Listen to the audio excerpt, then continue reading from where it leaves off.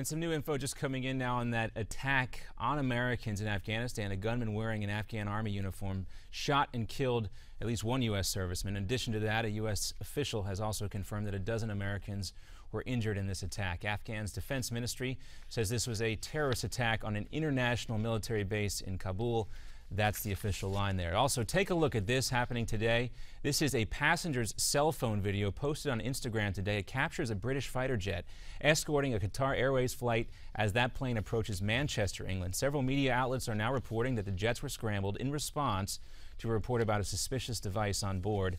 That flight, though, did land safely just about an hour ago. And now Manchester police have tweeted out that they are investigating the situation and they do have one person in custody.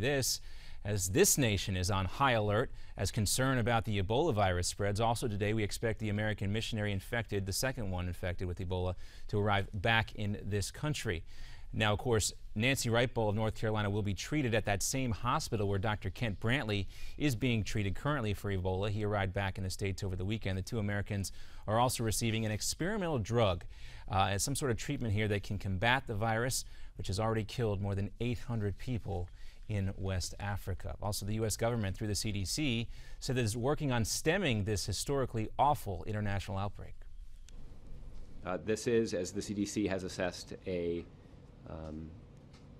probably the most damaging and dangerous outbreak of Ebola that we have seen so far.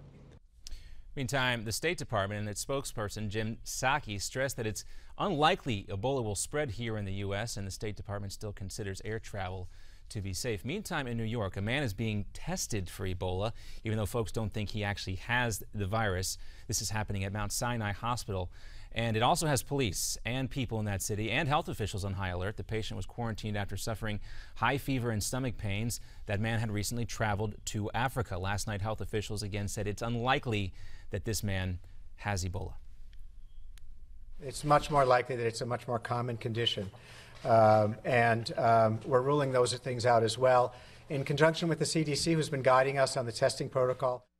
We've already seen how this can make folks very nervous. New York Health City officials could not guarantee that this is not Ebola. They say the results will be back from the CDC in the next 24 hours, so stay tuned for that. Meantime, down in Mexico, jailed U.S. Marine Andrew Tamaresi has been held for now 4 months in a Mexican prison. The Marine Sergeant was back in court yesterday, and his lawyer now says that he could be detained for a couple more months. Tamaresi was arrested when he accidentally drove across the U.S.-Mexico border into Mexico from Southern California with three U.S. registered guns in his vehicle.